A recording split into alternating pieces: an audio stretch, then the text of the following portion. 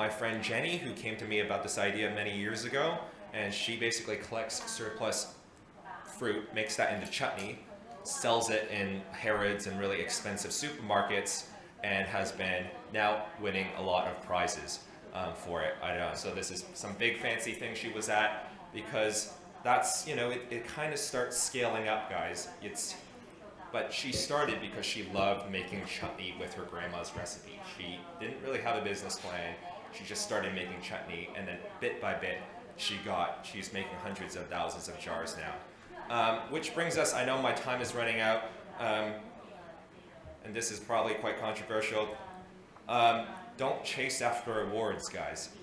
Making social change is not about awards. I'm sure Muhammad Yunus, when he won all those awards, didn't set out to do those awards. He did it because he was an amazing person having an amazing impact. And I don't know if you guys know Bill Murray. So when you're doing change making, don't chase after awards. It's not about the change maker award and things like that. Do that and the awards will come themselves. I just found these really funny. So in fact, if you can't see, in fact in high school I was voted most likely to brag about meaningless awards. We get a lot of awards. Yeah, quite controversial, but there we are. We want to discuss. And then at the end of the day, guys, I know all these little actions might not amount to much, but that's what an ocean is. It's a lot of drops of water. So if we all make that little change, hopefully we will get not a bigger ocean, but better social change. So to finish off, guys, you can walk away from here and forget about what I said, and Calvin's a bit crazy. Or you can just do one thing, that one little thing that can bring positive social change, whatever social change. Hopefully it's not go to Occupy Central after this. Maybe this. That's what I'm gonna do. I'm gonna do that. You can do that as well, it's your choice. So one thing, find something, and then hopefully you can all say with me, I've never done this before. Let's see if it works. One person. Let's try that again. Just do it. All right. Thank you very much, guys, and I look forward to the discussion. Do it now.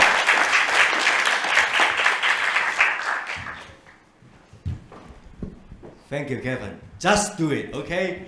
Then we come to the second part. It's a talk show.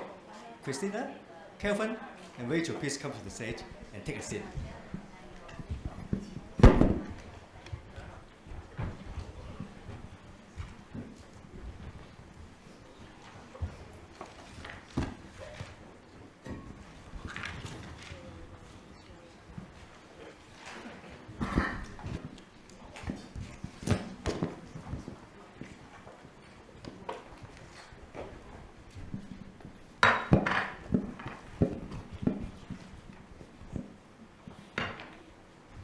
Okay, thank you, Kevin. I think I always try to enlist your participation in this session. So I have already prepared 5 questions, but I would like to ask the audience first before to the speaker. So I prepared 2 books. Where's my book?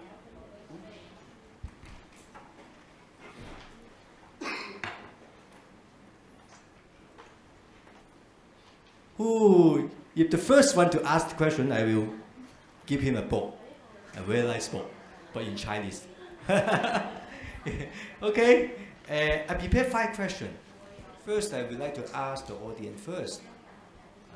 The first question is, how do you perceive a change maker? Simply just say, from your heart, what does it mean as a change maker?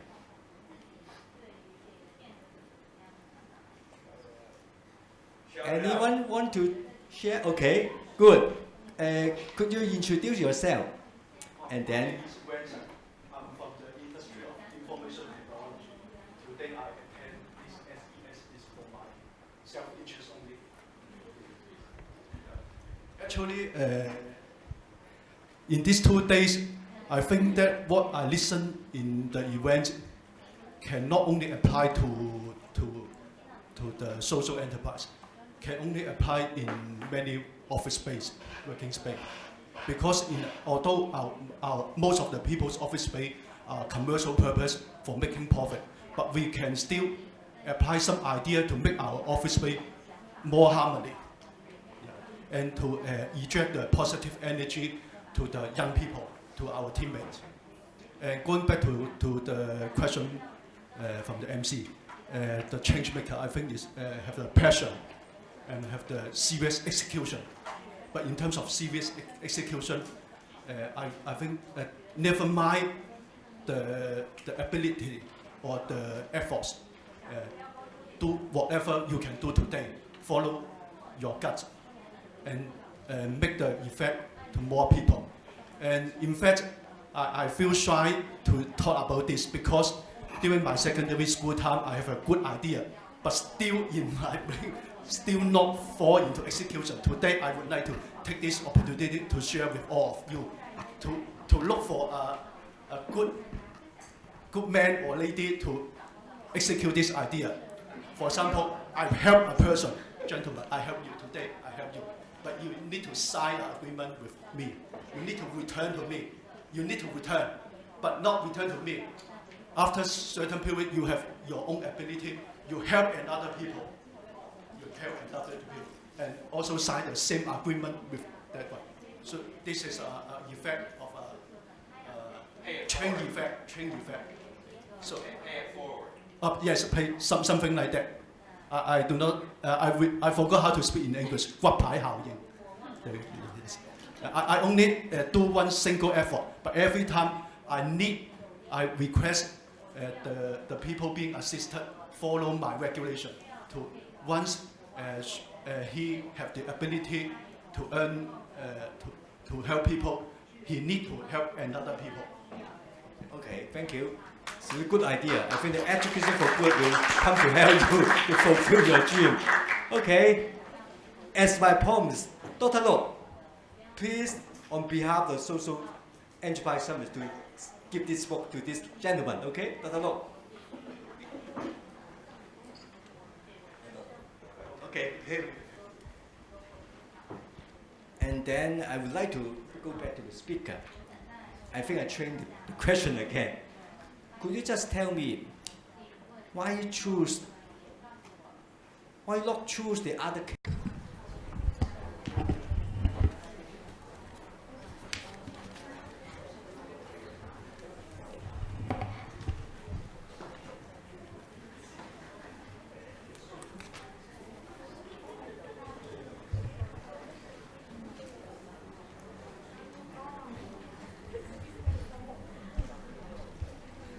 Good afternoon, ladies and gentlemen. Thank you for you to join this session. This session is called Grooming of Tomorrow Changemaker. And the topic is how to become a changemaker. Whoa, how to become a changemaker. So please make sure you come to the white room because there are too many rooms here. So make sure this topic is what you like. I'm your facilitator, Jimmy, the CEO of Education for Good. The coming 105 minutes will be divided into 3 parts. The first part will be a presentation by our speaker, and then the second part will be a talk show, and then the first part will be question and games. So I hope that all of us can have a interactive approach, and we would like to invite you to join all the session. Okay, okay. Let's introduce some of our very honored speaker today. The first one to present is Rachel. Rachel, please. Rachel is a statistics manager of Make a Difference Institute, which is a platform cultivating creativity and global vision among young people in Asia. Her sharing topic is how to mobilize people onto the change moment. The second speaker is Christina from Germany. Christina is the director of the statistics of the Grameen Creative Lab, GCL. GCL was founded by Nobel Peace winner Professor Yunus. The mission of GCL is to spread the spirit of social business. Christine is going to share with us about how to equip yourself to become a change maker and talk a little bit about the work of GCL. The last speaker, of course, but not the least, is Kelvin. Kelvin, please. Kelvin is the CEO of the Olympic Hong Kong. His sharing topic is how to act. Change makers always like to act, not just listening, okay? So each speaker will have 15 minutes for the presentation. Jimmy have always have a good record to be a good time controller. So, if I play this ball, when the ball is flashing, you mean that the time is up. Okay? Oh, before I invite the first speaker, let us do something, okay? After lunch, we should do some exercise. Please ask the friend next to you, ask him or her, whether he or she regard himself or herself as a change maker. Please ask the friend next to you.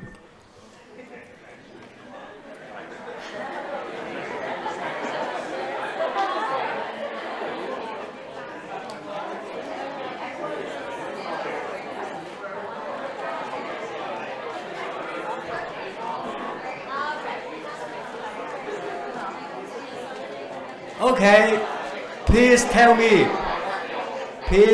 how many of yourself regard yourself as the change maker. Please stand up.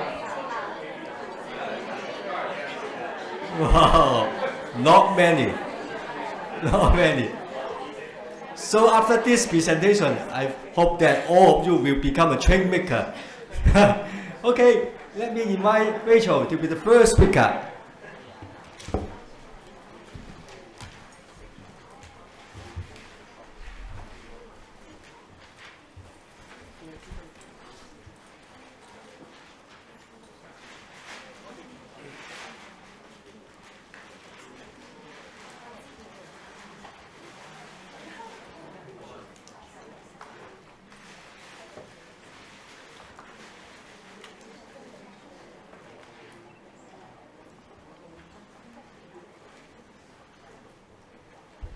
So, thank you, Jimmy, and good afternoon, ladies and gentlemen.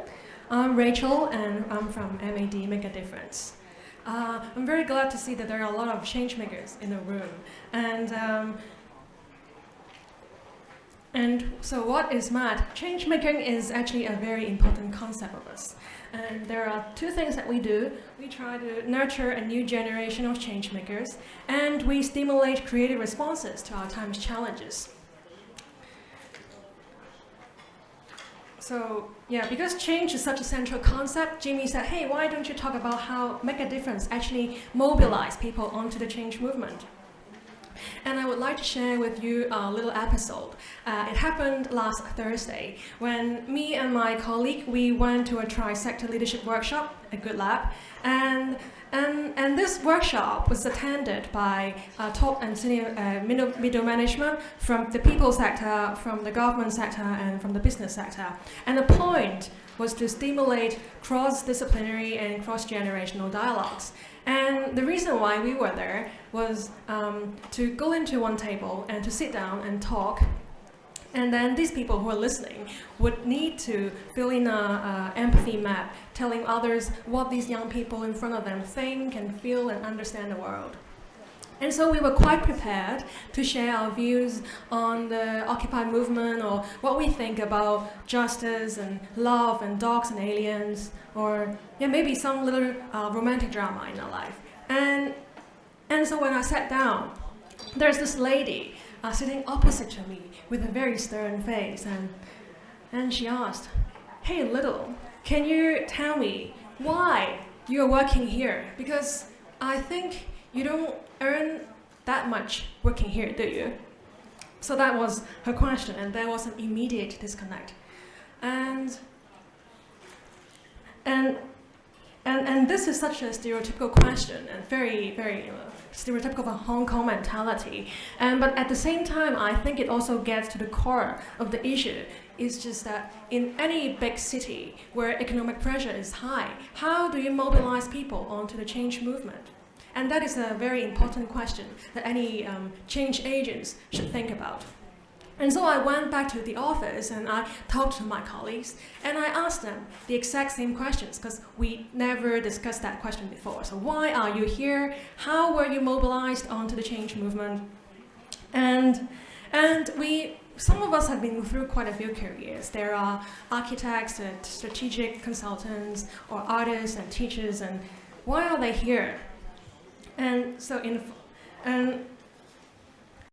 And for us, although we've quite different stories to share, we had a conclusion. We have some conclusions, and that is to mobilize people onto the change movement. You have to create an environment that stimulates the question that they want to make a difference. Because for all of us, we think that we don't just suddenly think that we want to change the world and make a difference, but it's a gradual process of realization that actually every and each one of us can do something to change the world. And in the following time, I'm going to share with you 3 ways of working that's central to the work of MAD.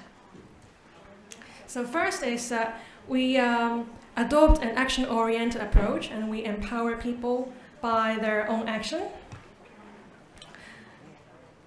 Now we try to implement a lot of opportunities that invite small projects from people. It's important that these actions, these projects, are not too big, or neither are they too small, but they're just of the right size, such that people they feel comfortable taking the first step, and that first step from 0 to 1, and from thinking to acting. And this is a program that we have in. You might know this is a West Kowloon Promenade, and this stream of program is called the $0 per square feet, or in Cantonese it's called 零尺價. Now, Hong Kong is one of the most expensive cities, and the land price is so high. And we used to think that land price constrains our creativity. And so we think, hey, what if land is free? If we open a piece of land for you, and what would you like to do there? Maybe you... And we invite creative proposals from among all these young people, and see what they would like to do if the land is free. When that's that threshold and that rental fee is waived. And it's a program we run in a public space, and this is the West Kowloon Promenade, and here it's another occasion. It's the piazza outside the Hong Kong Cultural Center in Tsim Sha Tsui. So this young guy here, he observed that nowadays many things have gone digital, and we maybe listen to iTunes, we buy music online, but there are all these CDs at home, so what do we do with them? And they're all so good. And so he thought maybe we can share them, we can circulate them with people who might want to listen to new music and make friends. And this group of people, they really love local produce and they love local food, so they set up a store to promote that. And others, a larger scale, they thought, hey, we might turn abandoned furniture and stuffs and make useless stuffs into useful things again. And then in this public space, they have a woodworking workshop together and turn things into wonderful items. So when we think about empowering people, we usually think, oh, let's give them new skills and give them new knowledge or new network, new experiences. But we discovered that nothing is actually quite so powerful as people's own actions. That actually a lot of these people, they already have the skills and knowledge that they possess, that they need to be making a difference. And people often surprise themselves by their own actions and by their abilities to be working on stuff. And so for us, we don't add things on top, but we look inside to look for that cause and to act them out. And then next, it's about beauty. As humans, we can't deny the power of beauty. And say, for example, I might be going on a diet, cutting out all my favorite creme brulee or profiteroles because I think a healthier body or skinnier body looks beautiful. And we are attracted to people and places and things that share our sense of beauty. So a question comes. Do you think that there is a sense of beauty that changemakers share? Do you think that they would think that certain projects are more beautiful than others? Do you think? Yes. If we know that question, then we know how to attract changemakers like magnets, but of course we do not. But we have a proposal at MAD, is that we embrace a small, grounded, and communal sense of beauty. And let me illustrate by example. And this is Teen Shi Collaborative. It's a 3-month creative community building exercise we had in Tin Shui Wai. And for those who might be new to Hong Kong, Tin Shui Wai, it's in the northwestern part of New Territories. And it's a relatively economically challenged neighborhood because it's more grassroots. The people there, they have lower creative and social capital. And then this neighborhood is also challenged because things are expensive. They have this problem of monopoly, like shops being monopolized. And so we were there and we want to ask, hey, can creativity do something different here? Are there any creative potentials here that's previously not discovered? And for us, it's a huge challenge because it's a new neighborhood for us. We're not based there. And then because the keywords, the things that we want to talk about are co-creation, sharing, and cultural democracy. But in a neighborhood where people are struggling for basic survival, what do these concepts mean to them?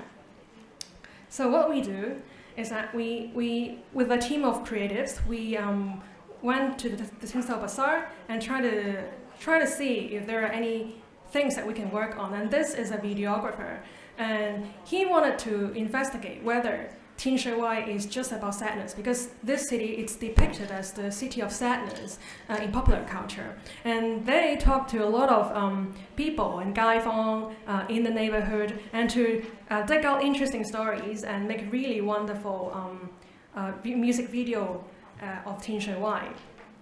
And then we also have urban farmers on board. We have them teach people the basic skills of urban farming, and then they try to create a community garden together. And then in the next group, they want to do community kitchen. They want to discover special recipes in this neighborhood and then have people in the neighborhood share with each other how they cook their most delicious dishes. And then of course they cook and have food party together.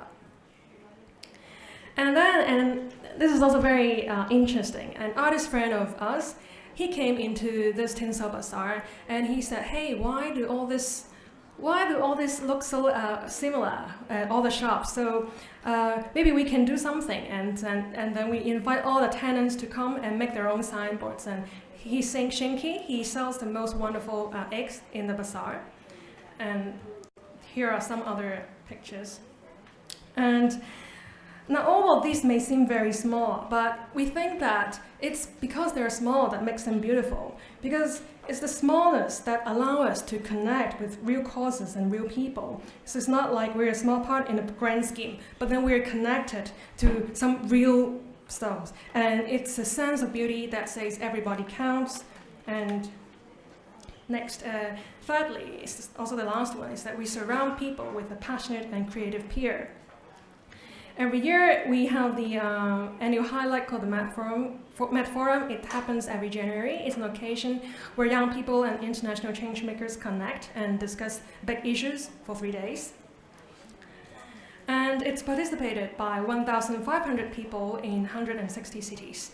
And so it's an interesting mix of people. And how do we keep that interesting mix as a sustainable network? And we have Ripple Forum. We make participants the center stage, and people who have interesting ideas, who are working on projects, they would come here and share and crowdsource resources, crowdsource networks, and sometimes they collaborate together, like this one. It's from a Madi from Guangdong province. She was inspired by a speaker last year who was doing open civic science in New York and said, hey, we might do the same. And what she did was to collaborate with a few Madis, and then they brought a water testing kit back home during the Chinese New Year, and then they would test the water and upload data onto this platform. And so they would have a view of how the water quality has changed in China. And this is Sharing from Kalador, who is also a Medi. And she went with us to a trip in Thailand to see the social innovation. And that's what she said. Hey, here I meet wonderful Medis from Hong Kong and Thailand and China, and they all have wonderful dreams. And our dad from Hong Kong, he wants to become a professional clown to bring happiness to people. And then the Prince of Green Tea, he already set up a youth space where people can discuss big and small issues. And then the Thai team, they want to bring senior high students to internships such that they can think about the career earlier on. So many different initiatives. So the thing about being in such a network is that you're surrounded by all these wonderful people and you feel that you have to do something. And because we are human, we don't want to be alone sometimes, and we have all these wonderful dreams, and sometimes what we need is just a little push from somebody or some words of encouragement such that we would act them out. So I have shared with you 3 principles of working at MED of how we create an environment that stimulates people, the realization that, oh yes, I can make a difference too. And so back to that question at the beginning, when that lady asked me, why am I working here although I'm not earning as much? And I told her, because I really want to make a difference, and because I think a new movement has come. Now, in ancient time, we used to believe that supernatural powers is running in society, or later in the power of science, and quite recently in elitism and in technocracy. And all the while, we have placed our faith into that 1% of people in bettering our world. But I think we have evolved, and we have evolved into a time where we begin seeing the power of the 99%. If everyone of that 99% believes that he can make a difference and that he can go out to make a difference, and I would say that the world would become quite a different place. And that is what MAD, Make a Difference, is about, and I call upon you to join me in this new movement. Thank you.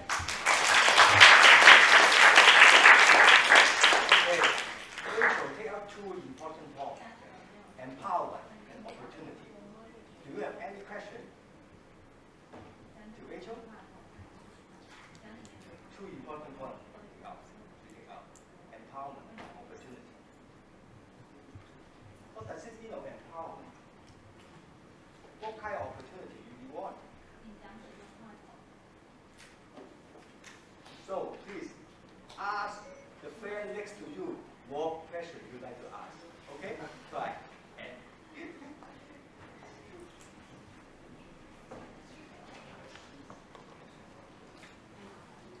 Okay. If no question at this moment, let me invite Christina. Christina, do you need an MBA degree before we can say ourselves as a Changemakers? No, I don't think so. Okay, we have some time.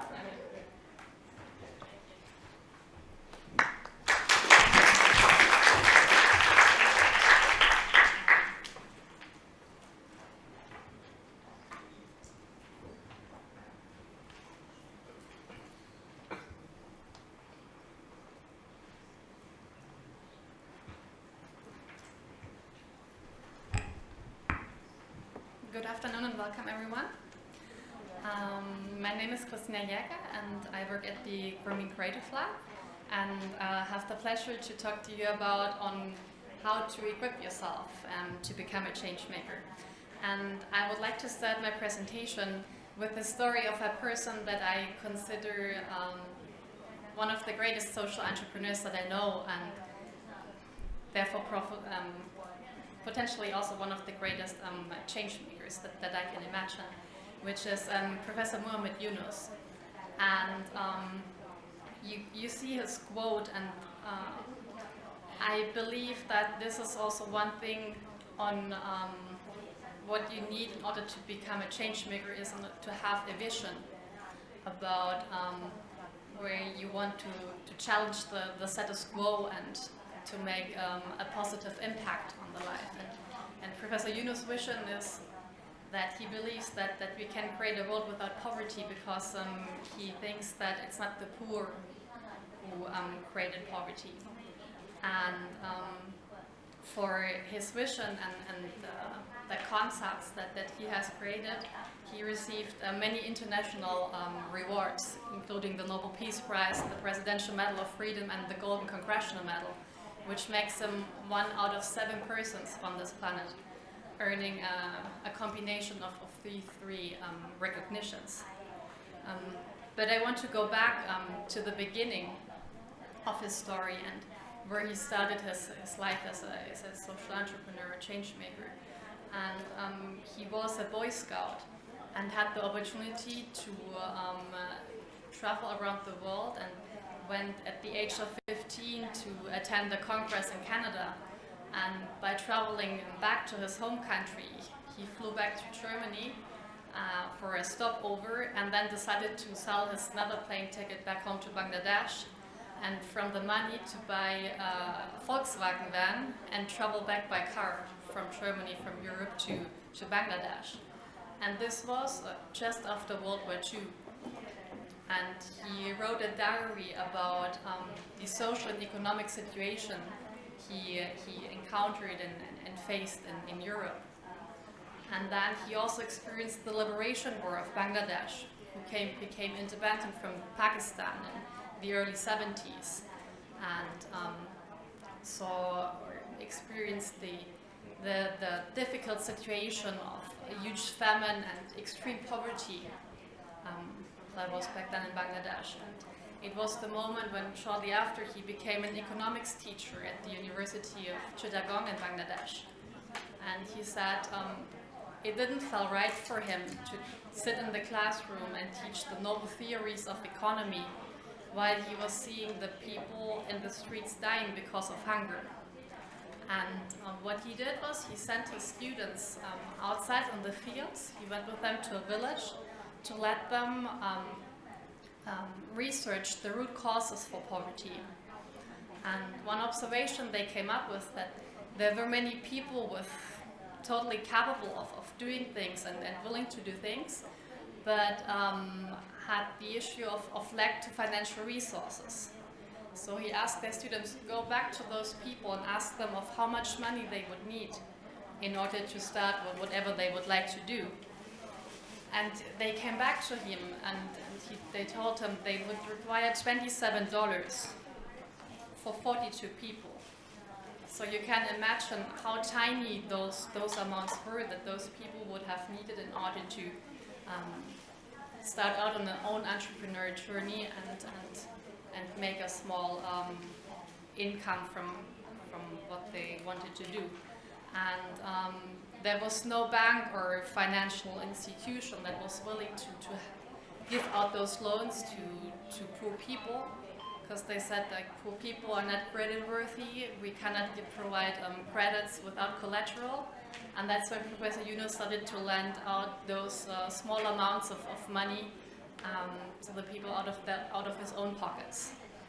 And everyone told him that you're crazy, like no one will pay you back.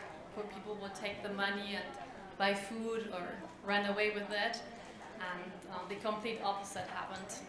All of them paid back to the last single penny, and this is when the idea of Grameen Bank and the concept of that is now known as microcredit started. And today Grameen Bank has 8.5 million borrowers only in Bangladesh, and there are almost 40 million family members who are contributing from the Grameen Bank system.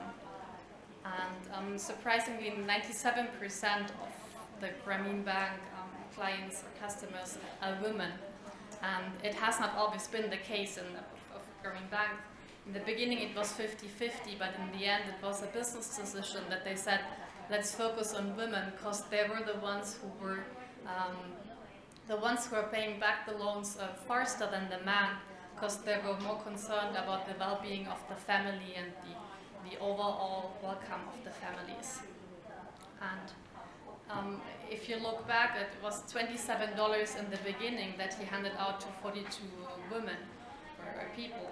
Today, Grameen Bank has dispersed more than 11 billion US dollars and is extremely successful with almost 100% of a repayment rate. And it's not only the loans who are benefiting those people, it's an overall package of social and economic development that these families are undergoing. And in the first generation of the Grameen Bank borrowers, no one of those women could read or write. The first thing that they learned was actually to write their own name, since they had to write their name and give a signature for the loan. But the second generation is almost 99% of those children can read and write, and many of them also receive higher education. And this was Professor Yunus' first venture, but he did not stop at financial inclusion. Whenever he saw a social problem, he thought of a business way on designing a business in order to solve these problems. Therefore, he created more than 50 companies. And all of these are like representing a new business concept that he calls social business. And since we are here at the Social Enterprise Summit, I want to give you a picture on what we mean when we talk about social business. Since social entrepreneurship simply defines an activity of solving a social problem through entrepreneurial principles. It does not specify the organizational form per se, whether this is in a non-profit way, a hybrid, or a for-profit model. And there's also the social business way. So you can say that everyone who has a social business is a social entrepreneur, but not every social entrepreneur necessarily has a social business. And I want to give you also the definition of what we call social business. And if you would look it up in Wikipedia, and to give it to you in a short sentence, it means it's a no loss, no dividend company with the only purpose of solving a social problem. And I've also brought a short video where Professor Yunus gives an example from a social business explaining the concept itself.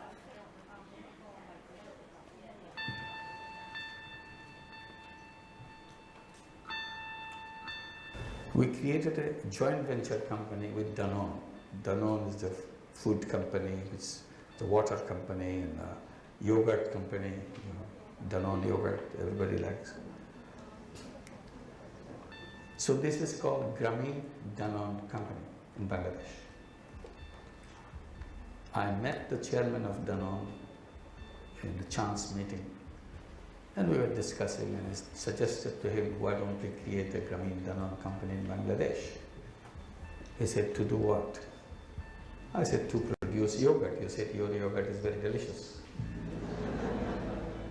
I said, for a special purpose. We can produce yogurt to address the problem of malnutrition among the children of Bangladesh.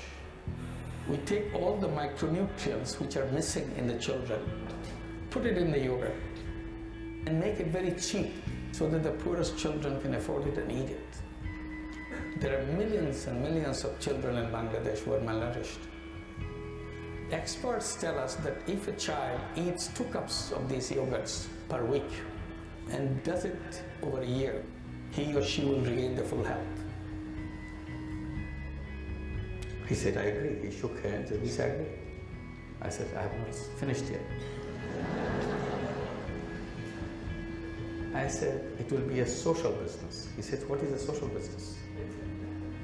I explained to him, in this business, social business, you can invest, but you cannot take any dividend.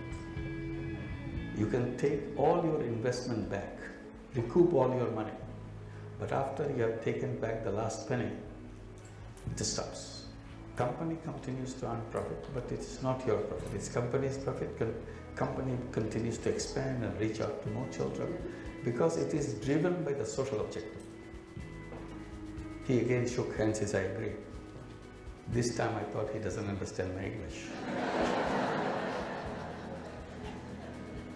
But later on I exchanged emails explaining everything. I said, please confirm if you understand each other. He gladly sent me back as I understood every word of it. Let's go ahead and do it.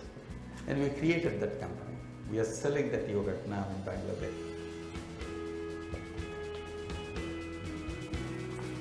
She gets a batch of supplies from the Grameen Danone factory, and then she sells it in the village. We have a special program for beggars. So she might be a member of that group that as a beggar she joined Grameen Bank to take a loan and start the business. And instead of begging around, now she sells around. So it's a transformation by itself. This particular job of the selling yogurt came in very handy. She knows the families all around the place. She knows where she can sell this stuff. And people support her because she used to beg. Now she is selling something. So this is good for everybody.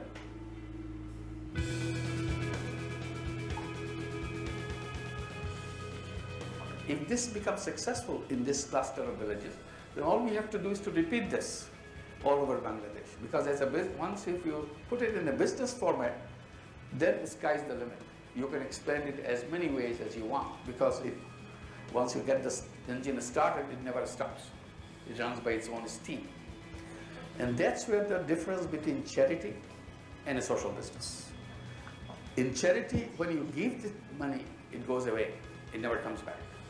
So charity dollar has only one life. If you use it, it's done. But if you can define this or design this into a social business, then suddenly that social business dollar has endless life because it recycles, starts moving back and forth again and again. So you touch many more lives and it continues ever and ever. Yeah, and to make it very clear, Professor Yunus also defined 7 principles on how to define a social business, and I want to go quickly through them. The principle number 1 defines that the business objective will be to overcome poverty or one or more problem, which could be education, healthcare, energy access, you name it, which threaten the people and society instead of the pure profit maximization. Principle number 2 is that it's a financial and economic sustainable entity. Number 3 defines that investors may get their investment amount back, but just the investment amount only. There is no dividends given beyond that amount.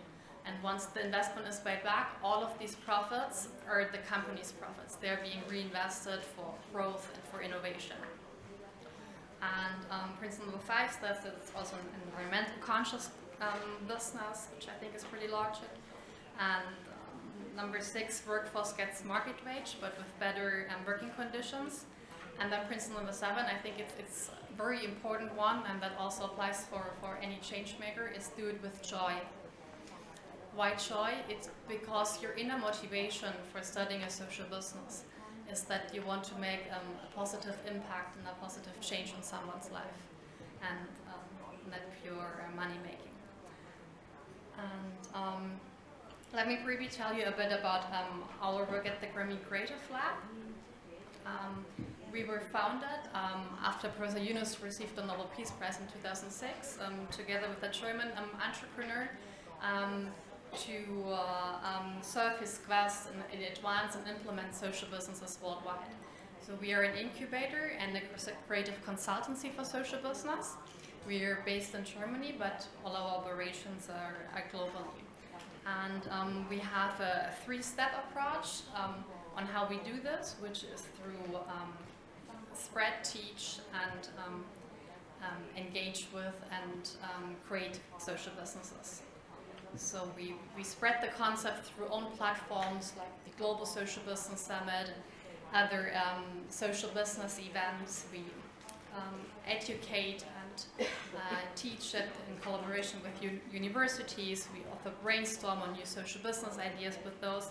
And then finally the consultant part, where we want to create together with companies and organizations new social business ventures, but also we work with them in order to see on how they can integrate the services or products from social businesses and their business operations. And here is an overview with a world map of some of the initiatives that we have engaged with, and you can see that social business is not only a concept for developing countries like Bangladesh, that it has been proven to work in basically any country around the world. And before I want to close, I know I'm short on time.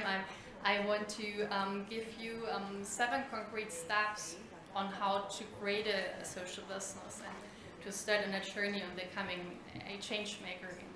The step 1 is have a clearly articulated purpose. What is the social issue that you would like to address? And define what is your target group. Who are those people? What is it in size? And step number 2, make sure that the business model is sustainable in the long run. And obviously in the beginning you need a startup investment that comes from own capital or from outside or a mixture of both. But design it in a way that it has the potential on being self-sustainable in the long run. Make sure that both what and how you do is about excellence. Try to place your social business next to the big players and try to compete on the regular marketplace instead of declining it as a product that is social. Because if you're putting out that it's social, people will buy it because of pity, because of charity reasons. But they should buy from you because it's an excellent product or a service. And once they discover that it's also social, they will love it more and tell their people and friends about it. Step 4, don't go it alone. Partner with people and build a network of knowledge and expertise around you. It's a rough journey on becoming an entrepreneur, and it's not easier for a social entrepreneur. Step 5, test and pilot new ways of doing things. Most of the things in the world have already been invented. If you want to start a coffee social business, for example, there are millions of coffee chains and coffees around the world. Try to think of one new thing on how you can innovate in making a coffee social business, for example. Step 6, measure the results. People will ask you, and this is the punchline, kind of like, well, does it really work? What is the social impact that you're having with your social business? And you need to give them numbers and facts, like both qualitatively and quantitatively. And then again, step number 7, implement it with joy, because that's the most important thing in social business, do it with joy. Thank you.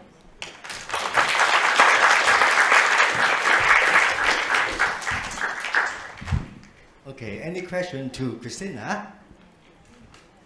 You can keep all your questions in the last session, okay? Professor Yuni once said that there's no difference between a Grameen lady, a lady from the village, and the board director in a big company. Because what the most important is whether we can provide the opportunity and develop their potential to develop herself. So this was the major philosophy from Professor Yunis. He also said that Professor Yunis actually is a professor in economics. One time in around 1970, he went to visit a village after a disaster. He saw a lot of people dying. And he asked himself, what for if I know a lot of economic philosophy when my people is still there, is still suffering? So he then acted to create the Grameen Bank. So I think act is very important for a change maker. Kelvin, your show time.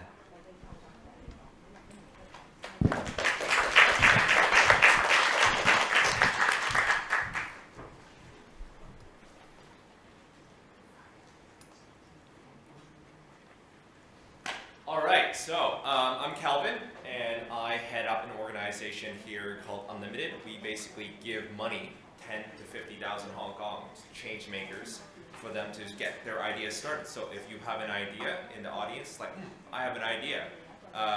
We're not going to be microfinance like Muhammad Yunus. We all just give you the money and not ask for it back. We're kind of weird that way, and we're actually going to support you over 12 months to try to get that idea going, because as Christina said, actually it's a very hard journey, and we would like to support you on that.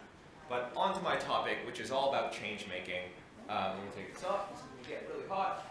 So we talked about Muhammad Yunus. I think a lot of people will know Muhammad Yunus in this room and what he did. We also have Andreas here, another very successful, legendary change maker. Who wants to be Andreas or Muhammad Yunus? Anybody? Anybody? Oh, a couple people? You want to be Muhammad Yunus or do you want to be yourself? You just want to be yourself, all right, great. I kind of expected that response. Maybe because we're a bit shy in Hong Kong or things like that, or is it because being these two people is like climbing Mount Everest? How long have you been working on this? 25 years. How many years has Muhammad Yunus been working on this? I don't know. We don't even know how old he is. He just doesn't age. Maybe that's a good thing, like if you're a social entrepreneur, you just don't age. Like it's really good for you. No, it's probably not good for your health. So, change making. It's a big mountain, guys. And in a conference like this, we've got really famous change makers. When asking, it's like, would you want to be a change maker? Usually it's like, you compare yourselves to the people in the room, you kind of are hesitant. But as we know, as we heard the story of Muhammad Yunus, he started off from very humble roots, very small roots. And what I really want to get through in this presentation, guys, being a change maker isn't about climbing this Everest and achieving huge social impact. It's all about taking that first step. And the first step is basically, well, it has to be at least uphill, right? Because if you're going downhill, you're just not doing very well. A local hill in Hong Kong. I just stole this off Google Images. I still don't know which one. So you know which one it is? Please do tell me. So it's that first step, and this is more of an inspirational presentation in the way that just take that first step. And all of you guys have ideas, and here's some ideas. I'm just going to give you some ideas. Be a change maker. Being a change maker doesn't mean start your own organization. I'm not saying start a social enterprise. That's a whole different thing. Being a change maker means seeing a problem and doing some very small thing to make an improvement. See an old lady on the road, help them across the street. You're change making. See some leftover fruit from a market that's about to be thrown away. Make jam out of it, so you can have it for yourself and give it to your friends. Less waste, and now you have something to eat. You see, there's not enough green in Hong Kong. Everybody hopefully has windows in Hong Kong. Make a little garden in your balcony, or make a little garden in your window, so you can cut your own salad leaves or something. Make it greener. You like fashion? Well, if you like M&Ms as well, you can combine M&Ms and fashion and make your own purse. These are little, these are very small little change-making things that you can do. I think every time I come to a conference, you hear these amazing stories, but it's like, what can I do as a person with a full-time job, and I don't want to quit my full-time job or have my study? We make up excuses, and I'm just trying to give you little things that you can do today, that you can promise yourselves today to do these things. It's like, well, I like fashion, and I really hate the waste in fashion. Have a clothes swap. So I couldn't find a better clothes swapping, but basically, bring a lot of your clothing to, and I know Rachel and the MAD team do things like this, bring it to a local church, bring it to the local park, advertise it to Facebook. Everybody bring 10 items of clothing, just swap clothing. I don't know how men's think, because we have different thing, but I think ladies and dresses work very well. So have a clothes swap. That's change making, guys. It's not rocket science. Be a mentor. And when I put be a mentor, this is the picture that came up in Google. So no, I be a Chinese mentor because I wanted to be culturally appropriate. And then we have Jackie Chan and Will Smith's kid in that new Karate Kid movie. So be a mentor. Help someone. Take time to have coffee with them. Pass on wisdom. And do all of these things, or go volunteer. If you don't have an idea yourself, you don't have to start one. There's plenty of other organizations. I think sometimes when we see change makers, I need to start something myself. No, because if everybody starts something themselves, they're going to look behind, nobody's going to be following. Everybody wants to become a leader and do their own thing. No, we need groups of people. It says form a team, people together, working towards change. You don't always need to be the person in front. We need people working together on this. And at the end of the day, I think change making for us is just about having fun, guys. Have fun, do something, find what you're passionate about, and do that for a very small step. We get at Unlimited a lot of applications for funding. We probably fund about 1 in 20 or 2 in 20, so roughly a 10% success rate. So I would say have fun, do something that you could say, so what did you do today? I volunteered, I helped somebody. One thing really not to do, unless in a very small amount of circumstances, is start a platform. Start an online platform for change. I'm going to start a platform. I hope there's no like positive social platform, but it's if you're doing it right now, you know it's very hard. I want to start a platform to get people together to enact social change. There's Facebook. Use Facebook. It's already a platform. Use Facebook to enact change. But really, just don't do the whole online thing anymore because it's really hard. And then the other one, kind of contradictory to Christina's presentation. I think the first steps is don't create a business plan. Just go and have fun. Have fun, find something you're passionate about. You know, we talked about coffee. Some people say, oh, I want to open up a coffee shop to work with underprivileged youth and then we're going to get them in employment. I'm like, do you like drinking coffee? No, not really, but a lot of other people drink coffee. Then why are you starting a coffee shop? It's like, then it gets hazier.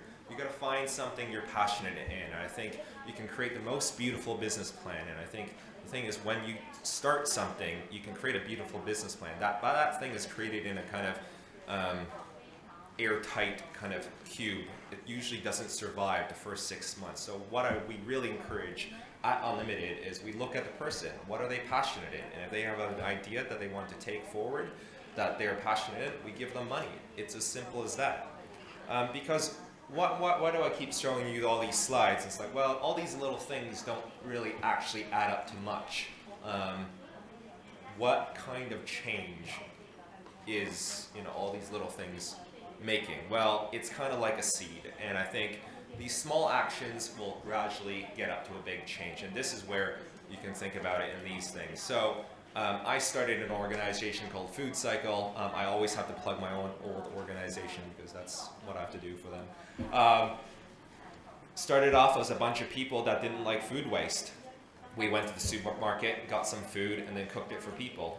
That was only in one location a couple of years ago. Now we're in 20 locations. So, it's that little thing when you started off with, you didn't really think it was a big deal. And that's the thing, if you thought it was a big deal, you might have not done it. Just start with that small thing. Make a little thing of coffee, cook a little bit of meal, and if it's successful, then other people will want to do it now.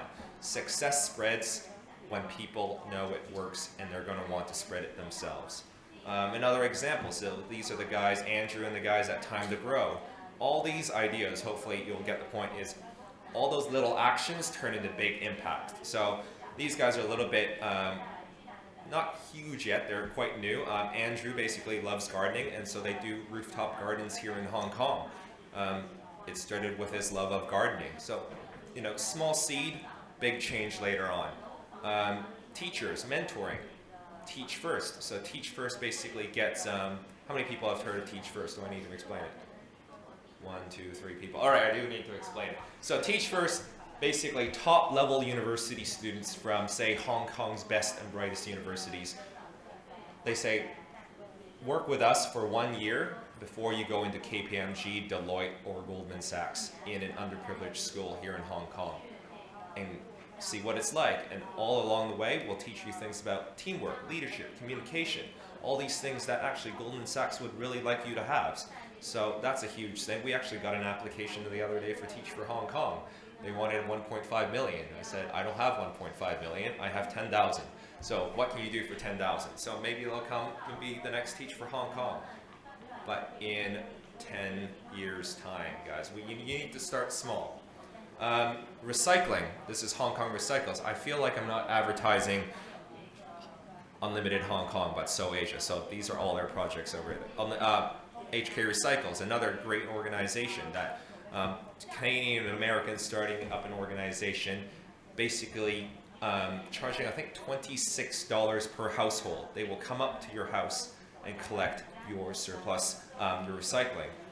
So instead of somebody else paying for it, you're paying for it. But it's $25 per household for all your recycling at the door. They have about 700 households signed up, guys.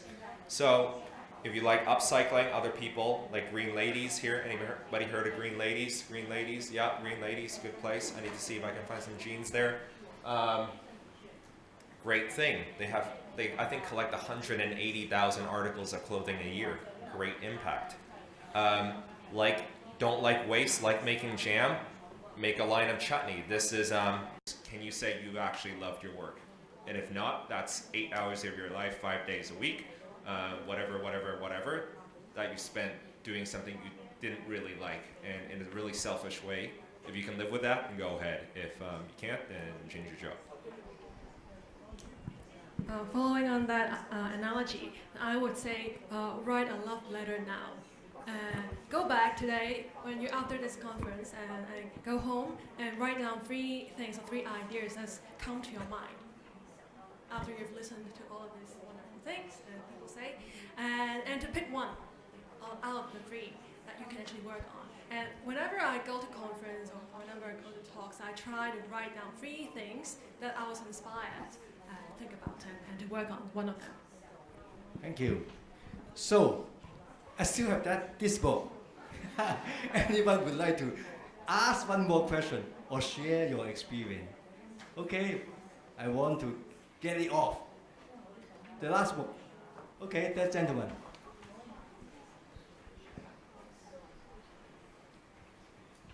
Thank you very much. My name is William from the Youth Arch Foundation. Obviously, our young people are change makers, not only for tomorrow, also today.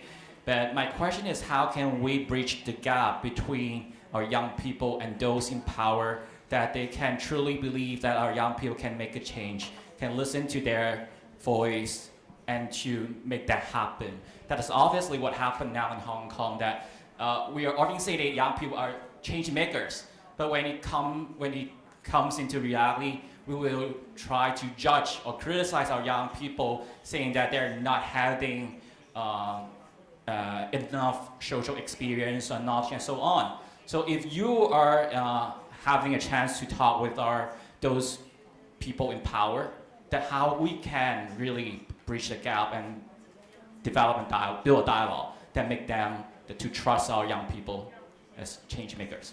Thank you. Thank you. And please. Oh, on behalf of the Social Enterprise Summit, I would like to thank you, the 3 speakers today.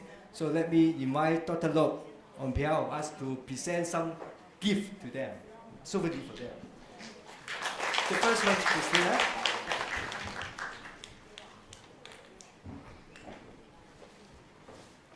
Christina.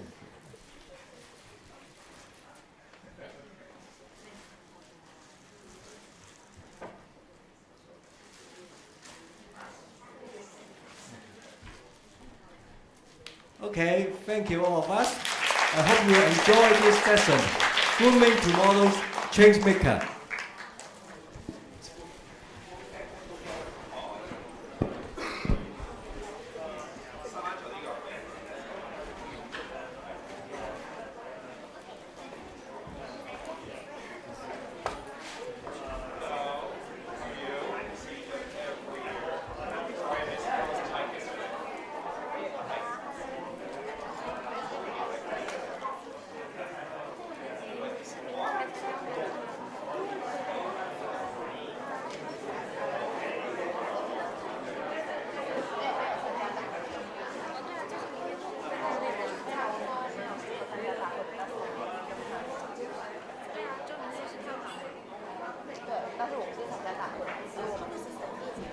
Career for yourself, and then come to work as a unlimited. I don't know what's that. Unlimited. What is making a difference? What is a Grameen Lab? Why you choose this way and not choose the other job, just like a lawyer, a doctor, which will give you a lot of money? So, could I ask Christina first?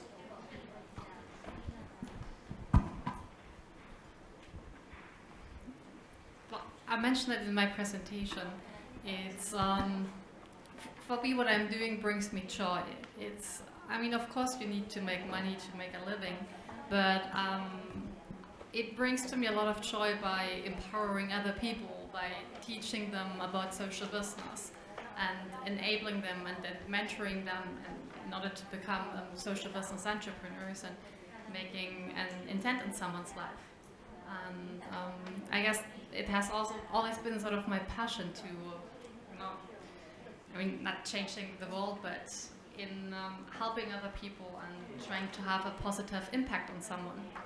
And there's also a very famous quote from Professor Yunus, as he was quoting him earlier before as well, where he says that making money is a happiness, but helping other people is a super happiness. And we are all caring human beings. We all have a family and friends, and we want them to be well. And I think it's for many people that they sort of have to become in a situation where they realize on how it feels when one of those are not doing well in order to, sort of get these incentives as well. And with social business, I think there's a great opportunity on how to make a social impact in a business way, in a sustainable way. And that was sort of struck my mind, and where you said this makes so much sense on making good in a sustainable way, in a very impactful way. Rachel, how about you? You say that the play in the Make a Difference Institute is not really good. Is that why? No, so why choose that's this what way? that lady asked me. Is that, hey, why you want to work in the people sector? And actually, I worked as a strategic consultant before joining MAD, and also I worked in the cultural industry, in one of the biggest cultural projects here in Hong Kong. And so I worked in the business sector and worked in the government sector, and now in the people sector. And if you ask me how is it different from all these previous places, I would say that it's because here I feel alive every day. Alive, yes, and that's an important word, because now in the previous offices, you might wait for lunchtime and wait for 6 o'clock and thought, all this meetings, and you just sat there and you said nothing. But in this new environment, we have control, and it's micro scale, but then we got to input our ideas into everything, and as an indicator, actually for the time that I have been working at MAD, I actually have never felt sleepy after lunch. I think that is a good indicator, because you like it so much, you feel excited every moment, and I think it's that excitement, it's that the living feeling that really attracts me here. But if you have more money, you can buy more diamond. Is it also exciting for you? I think we have other standards of beauty. Right. Okay. Kelvin, you come back from UK. Actually, why you come back? UK is better than here. Huh? Why you come back here? Because I wanted to live as a 31-year-old with my parents. Mom's right there. If it's on the same question, Jimmy, just want to ask to the audience. We're all, hopefully after our 3 presentations, everybody can realize they can be a change maker, right? So I'm not going to ask who's a change maker now, but who's a full-time change maker? Who's a full-time change maker? Come on. 1, 2, 3, 4, 5. All right, we need more. Mom, you're not a full-time change maker? All right, no. So, did you even raise your hands? You enjoy? All right. So basically, what I'm trying to say here is that I understand the question, but I think we need more than just it's a great. I love my job. That's my full-time job.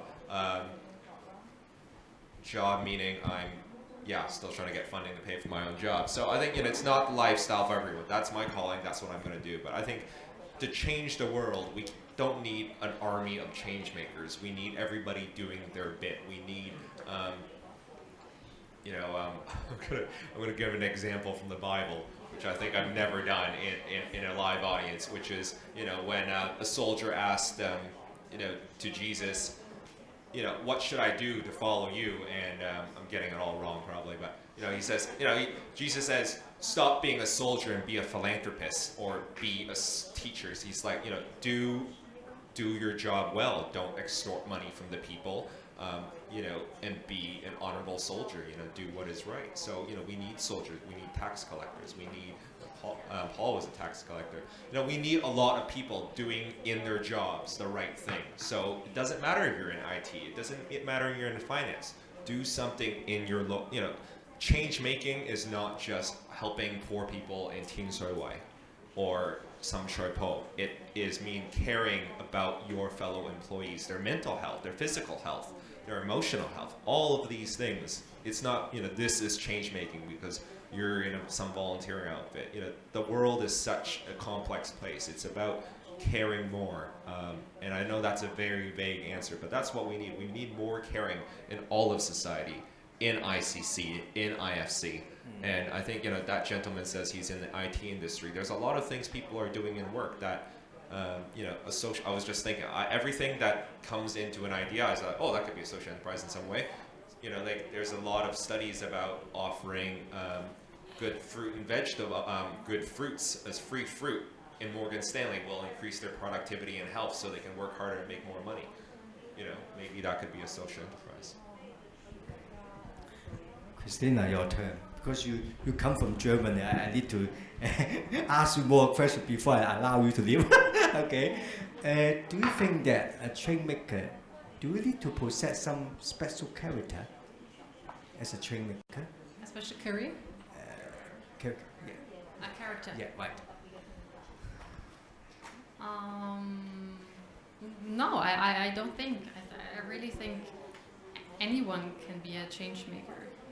For me, I perceive a change maker as a person who challenges the status quo, who does not want to wait for others to come in order to change something that it's him or her bothering, and it doesn't matter on how big or how small that is. And I think for whatever, we should always we should dream big and think of something big, but start on a very small scale. It's the same also when studying a social enterprise or social business. Think of starting small, because you will go through a trial and error process in order to make it successful. And then once you work it out on a small scale, you can always grow it and make it bigger. And as Carvel mentioned before, I think a very important characteristic is to be passionate about something, and something that is bothering you. That you say like, I don't want to live with this. I want to change it. And that's also one thing that I'm always getting asked, because I'm coming from Germany, to say like that the state and the government is taking care about so many social issues in Germany, and it's right, and it's great that we have a strong welfare state, but still there are so many things inside society that government is not able to tackle. And I think it's not the right attitude to just sit there and complain about the different parties or the government who's not doing it, and just go out and act and change it yourself. That's my opinion. What do you think? No, we're going to get I think, like Christina said, everyone can be a change maker. Everyone is a change maker. It's like people say everyone's an artist, and I do believe that everyone's a change maker, and they already have that muscles. It's just that whether they use that muscles often enough, such that they become good at it. But if you ask me, one important character of a change maker, and I would say, and that is sensitivity. That he lives in this moment, and he's connected with his surroundings, and he really sees things and see, oh, this is not good enough, and this can be improved, and maybe I can do something about it, and to start seeing things first. And I think that is the first important attribute of a change maker. Calvin. Being a change maker is more like, I'm trying to give like innovative questions, answers to the questions here. Basically, it's a little bit of you think you're better, or you think, you know, you're always looking. It's like, oh, I think that could be better. I think I could do that better. Or there's something wrong. You get frustrated about things. So I think once you get frustrated, because you're passionate about the issue, you want to change it. And, you know, once you go around, walking around Hong Kong, it's about asking questions, but then not saying, oh, I have a question, but I'm not going to be finding an answer. So next time, again, really trying everybody to be change makers. When you see there's a question out there, find the answer to it. And if there's no solution, try to be the solution. And I think, you know, that's how I got started. It wasn't, I thought I was going to be a change maker. I thought I was going to be a teacher in a high school, which is also being a change maker because you're affecting kids' lives. But I saw there was a lot of food being wasted. I'm like, wait, let me investigate this. Oh, wait, I'm getting really frustrated. I'm not just going to do this as a report for someone. I actually want to see if we can actually do, because that's the fun part. The cooking and collecting is the fun part. Writing the report, I don't want to write a report on food waste. I actually want to go there and cook because that's fun. Go back to the audience. Do you think that they are too idealistic? Say it, we are. Mark? Yeah, please. Thank you. I don't think they're necessarily too idealistic, but I think they're perhaps sort of. Thank you.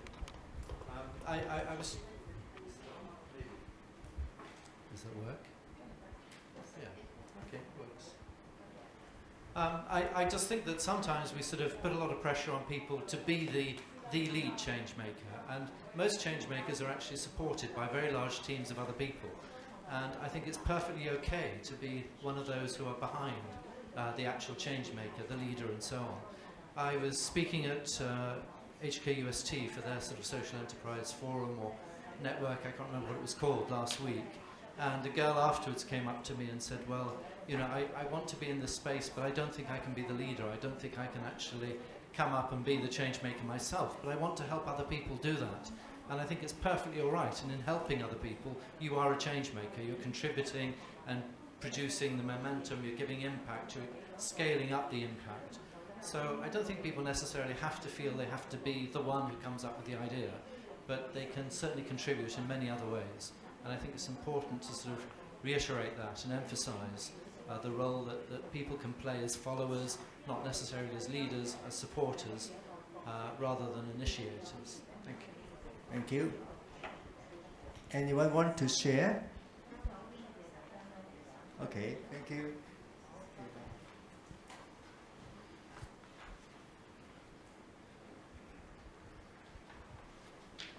Please introduce yourself. Right? I'm Anki from So Asia. Thank you for the little shout out over there. You get $20 every time. I'll give you a little bit more, I guess. Actually, I just want to contribute a little bit more to what the gentleman over there just said. I actually made a jump from investment banking and then made a full into impact investing full time. So off of the whole So Asia initiative, I guess I'm not a change leader per se, but I feel like I have the tools now to help perpetuate this message much more and disseminate it to a wider audience. So right now I'm creating an ambassador program, and hopefully it'll encourage more cross-sector dialogue and help disseminate the message of impact investing to a wider scope of society. So I agree with what you just said, that you don't have to be initiated per se, but at the same time it's also awfully encouraging to have a platform that supports you and you can be a change leader yourself. So why did you leave impact investment banking? I guess it was a personal choice. The opportunity cost was very low, and I really resonated with what you said, that at the end of the day, you want to create something and not just be a zombie that clocks in and clocks out. So that was a personal choice for myself. And yeah, it's been very fulfilling, and I'm looking forward to help other change makers identify themselves. Okay, thank you. One more, please. Kathy, please pass the mic to Kathy, please.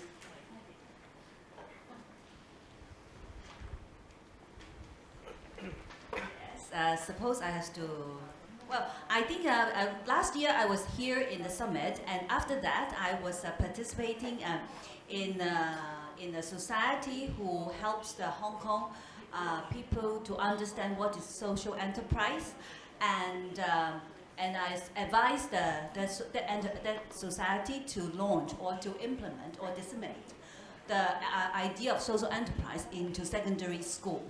And we were successful. And on the 1st of November, we launched a kick-off event, and we invite 15 pilot schools to participate in our school project, which the main idea is to incorporate the social enterprise into their liberal studies program. And on that day, the kick-off was launched in Chinese University. So I was a knowledge-based volunteer in that movement, and I felt that it is very fulfilling in the past year. So, but I don't think that I'm a change maker. I just want to let people know more about social enterprise in Hong Kong. So I encourage people who think that you can contribute to the society to act and move and just participate, and you will think that your life is more enriched. Okay, thank you. So come to the next question. Do you have a role model for yourself? Yeah. Professor Yudi, your role model, okay? Yeah, I think it became pretty clear in the presentation that my role model is Professor Yunus, and with whom I'm very happily working on spreading the idea of social business and empowering other people with the expertise and that we have in order to become a change maker as well. I don't know what else to add on. I don't know. Maybe I let the two of you share what you. I'll share. There was this. For me, it's like Muhammad Yunus is definitely a great role model for everyone. For me, what really drives me is just seeing people on the ground that have no idea about this conference going on right now, no idea what social entrepreneurship, no idea what any of this stuff is, but are actually just doing it because it's in their heart. It's almost in their DNA to give a damn. Didn't know, they could probably win awards in this, like, no, but I want to do this because I think it's the right thing to do. And when I have that in my mind, I just remember this girl. She was probably like 12 or 13 or something, and then she was pretty brave. She went to Shim Sa Choi. There's the Star Ferry. There's a lot of people going around there, and she just set up a bed sheet there, and then she just took a lot of her things from her house. She's like, I don't really want these things. I bought these things a long time ago, and my family doesn't want this. Is like stuff that I have no use for, but maybe somebody else wants to use it. So she basically put it there, and she had the idea. This was not instigated by her parents. Did not instigate probably if her parents knew, they was like, get back to your homework or something like that.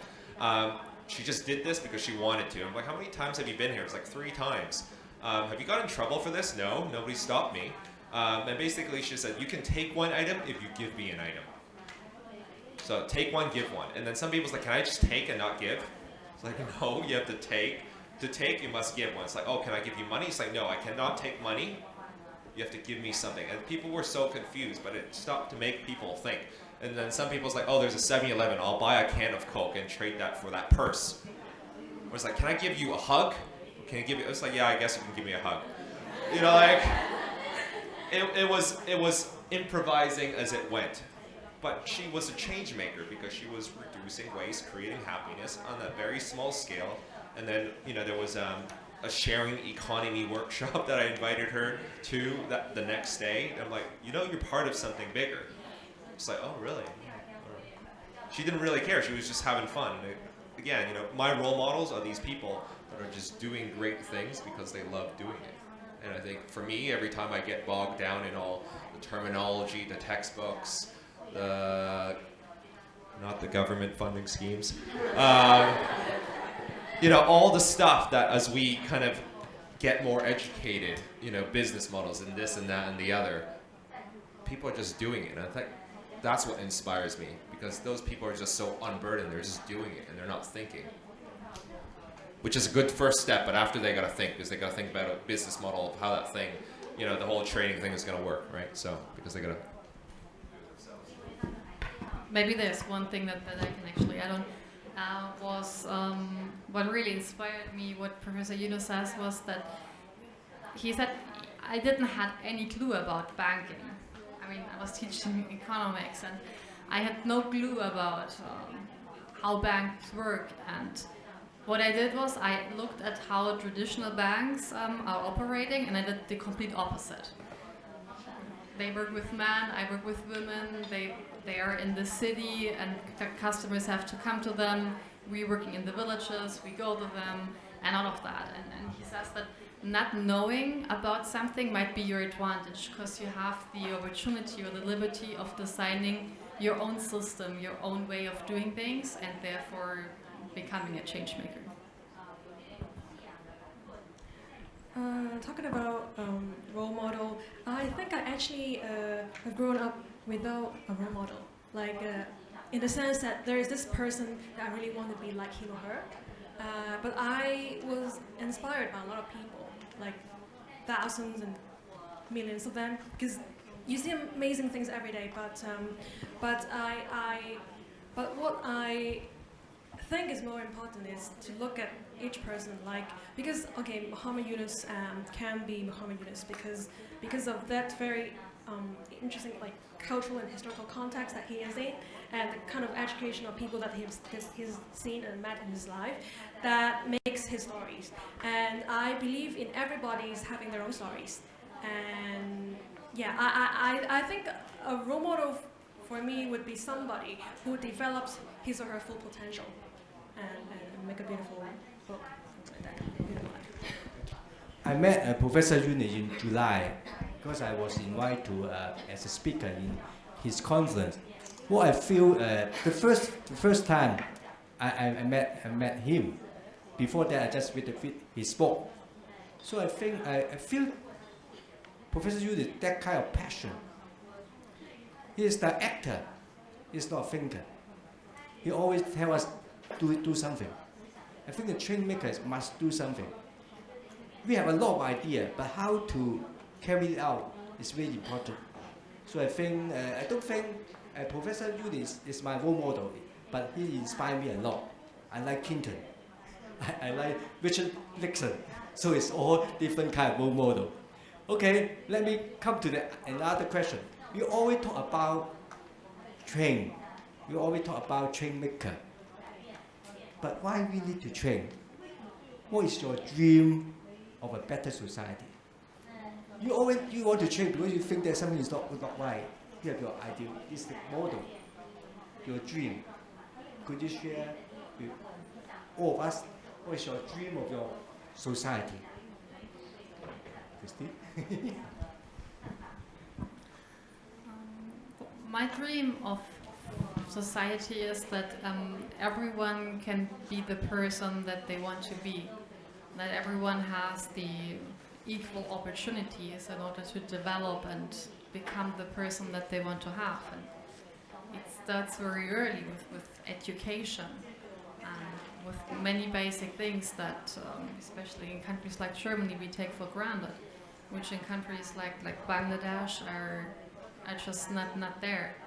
And I guess that's the fundament of having the same opportunities for everyone, so that and equipping and the person and empowering them in the way that they can be the person that they actually want to become. And that, yeah, I mean, of course we all live in peace and harmony, and I think if people would travel more and learn about other cultures, we would also see less wars and less crime in our societies. I think traveling, becoming open to cultures, meeting people is a very important element in developing empathy and compassion, which I believe are also very crucial characteristics of a change maker. Ideal society, my dream. People being happy with less. Hong Kong, we have so much, but we're so unhappy. Americans, so much, but unhappy. You could only see through the MTR ads things that are designed to coax us, to trick us to try to be happier. Well, I'm not getting Botox, but not yet. Botox. They actually list the price, $780 for Botox. I think that's one syringe. I don't know, weight loss pills, this, that, things to make us happy. But really, those are methods by people to make you consume more. And I think, what I'm really happy with is with less, being with friends, being with family, devoting my time and energy to something I actually love. So then I don't have time to do Botox or buy diamonds or this and that and the other, because those things actually become meaningless. So that's me. What are the things in your life that actually are costing a lot? And there's this, I follow, well, everybody uses Facebook, but basically they say, this is what normal is. Basically you work, whatever, 12 hours a day, 8 hours a day, whatever here in Hong Kong, so you can pay off a house that you live in for about 8 hours of the day, and about 7 of it you're sleeping, and to pay off the car, if you own a car here in Hong Kong, that you drive for maybe half an hour a day to commute to work. That's what normal is. So if that's normal, then go ahead, but that's not my, that's not my ideal happiness, and that's what I want to challenge. So that's why I live with my parents. There's a reason I live with my parents.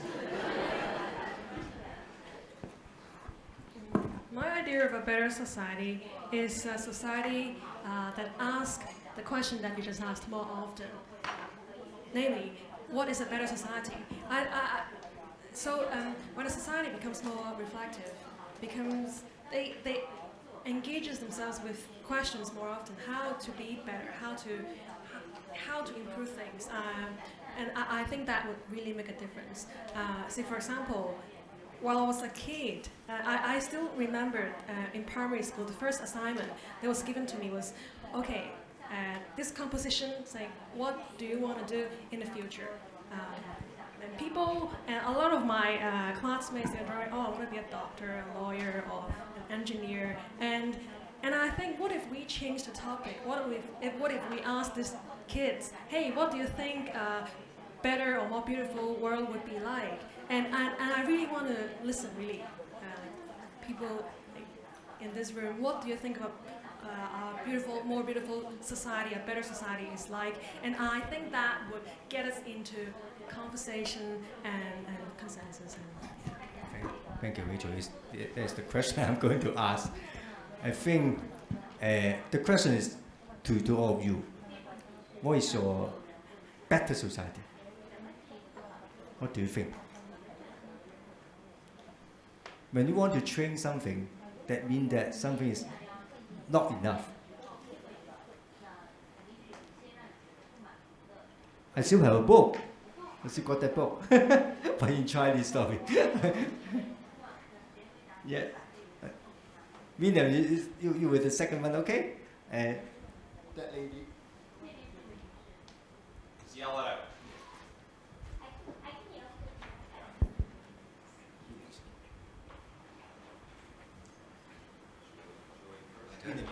Thank you. Okay. Yeah, my ideal society is people do not have to follow the way according to the way the other people live. Yeah, for example, I'm blind, but I paid attention to whether Hong Kong people would be comfortable to sit on benches along the streets.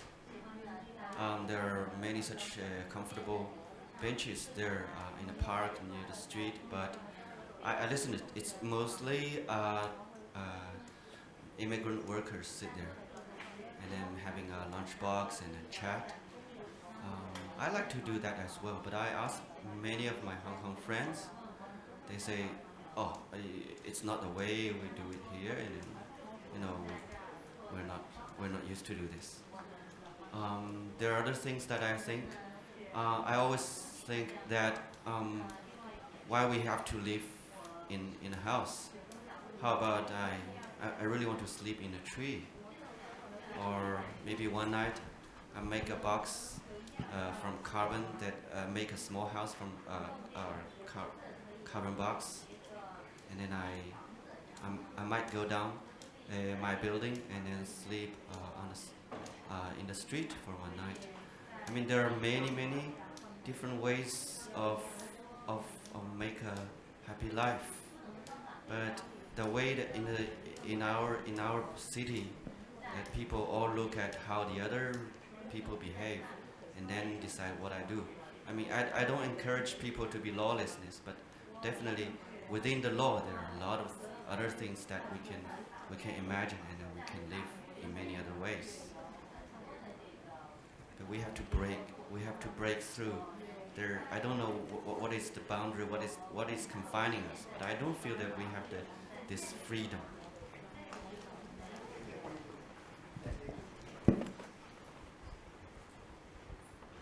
So my ideal, or my view of an ideal society would be one where we could be a little bit more mindful. I think a lot of the things that everyone pretty much said resonated with me. I think we need to reflect as to how we are, who we are, and who others are.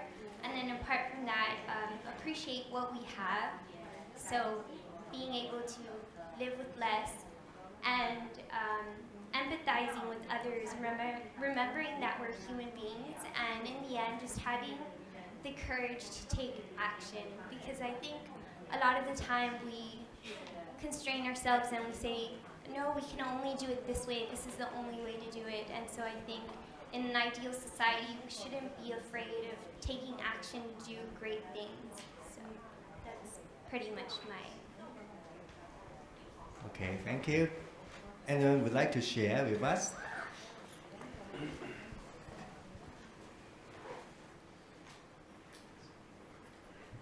Come on, change Yeah.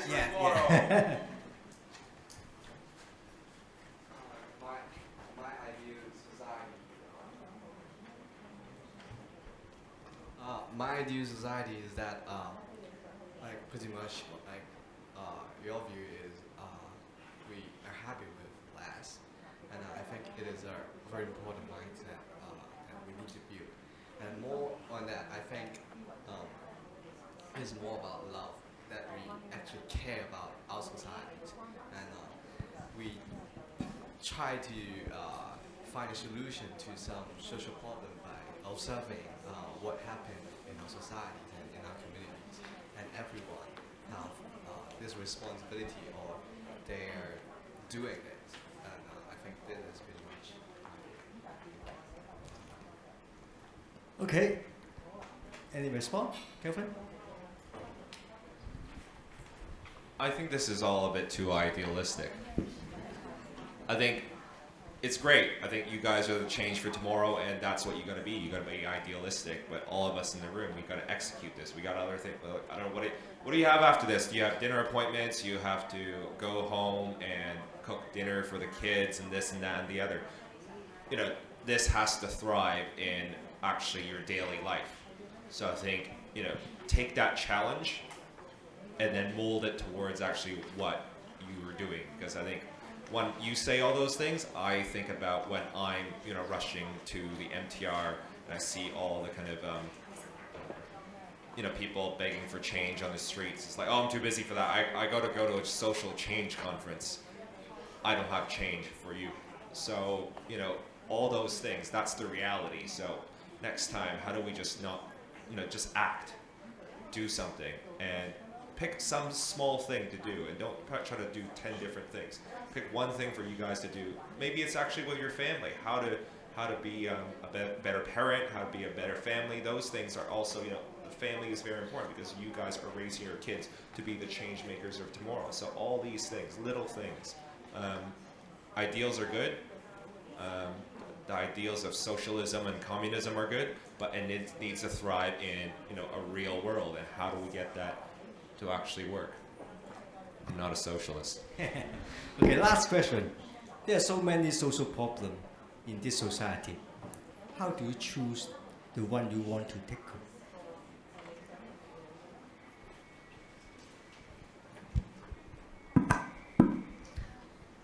Well, it's not a particular social issue that I've chosen, but more of the broader vision of eradicating poverty and any social issues there might be by empowering people by offering a tool that we call social business, so that everyone can be the change maker in his country, in his city, in his community. And would just like to add on what Calvin just said, is to really look around in your neighborhood and in your family and see if you can be helpful just to one person, and see on how you can help and make an impact on the person of someone's life, and therefore inspire other people in order to do the same. And I guess the most important thing is to act and not to wait, or not to wait too long in order to do something, because then it might be too late. Because, yeah, exactly right. I think if you can't make a change to one person, what makes you think you can make a change to 10 people or 100 people? You're going to start small, right? So just one, and then go on from there. You think of your answer, and then I'll... So I was actually given this question about a year ago at a conference over at, where was it? I think it was City U. And this poor kid who says, I have a lot of, I'm interested in a lot of things, and I kind of go and like, I want to get involved in this, I want to get involved in that. So which one do you pick to kind of stand your ground? And I said to him, how many girlfriends do you have? Do you go date a lot of women? Do you, have 3 cell phones? And do you try to, like, basically I said, find something to fall in love with and stay with it and stick with it. And that's what, I think that's a calling, I think for me. I don't know how to like bend this, but like I right now, my love is basically seeing other people, enabling other people to do change, very much like what you guys are doing. And that's what I love, to see other people fall in love with their, for me, I'm kind of like a matchmaker, so that's what it is. So for you guys, if there's something that you like, oh, I just want to always keep WhatsApping this, or look on Google, I care about this thing too much, that's the thing you're passionate in. If you're like, oh, well, that's the trendy thing to do, is to help the elderly, but I'm not really for it, I just think it's a trendy thing, then that's probably not the thing for you. Everybody has a calling, just discover it. I think I would totally agree with Calvin. It's a trial and error exercise. You try and you see whether it fits you, and once you're doing something, you realize there are parts of this and that you like or you dislike, and then at this journey you know yourself more, and then you know which area you should focus on in the future. Thank you. Let us play a game again, okay? If you were a change maker, after 40 years, we were getting older and older, and you can talk to your friend what you have achieved. Is that okay? You were a change maker after 40 years. So we become a senior citizen, and I talk to the friend, oh, I achieved a lot of things. Could you tell to the friend who sit next to you, tell them what you expect to achieve after 40 years, you were a change maker, okay? Let's start this game again. Talk to the friend who sit next to you. Come on, do it.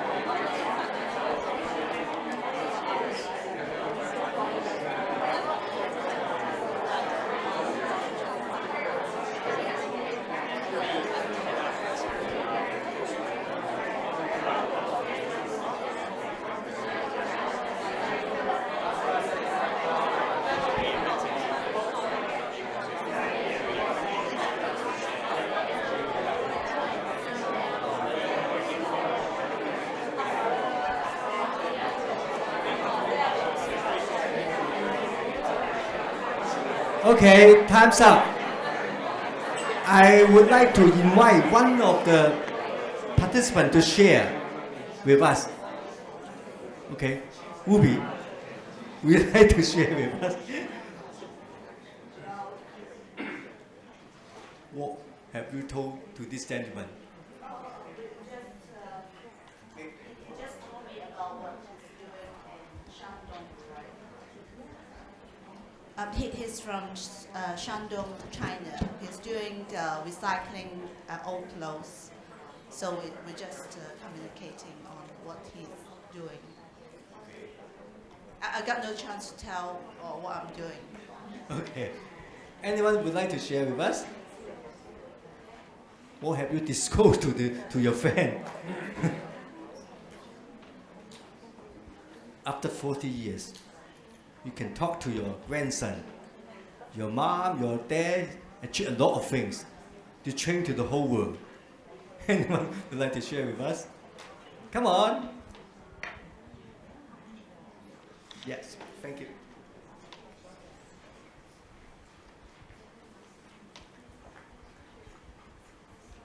I don't have partners, so I may be sharing here. I think at my age, I'll become very old after 40 years. And at that time, I would like to share with the other fellows, maybe I don't have sons or daughters, but other peoples that the people at my age is living better than before, than 40 years ago. Thank you. Okay, I come back to our speaker.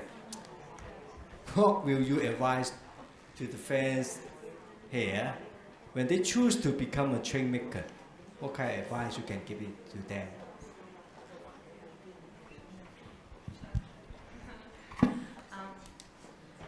Well, my advice will be to dream big, but always start small.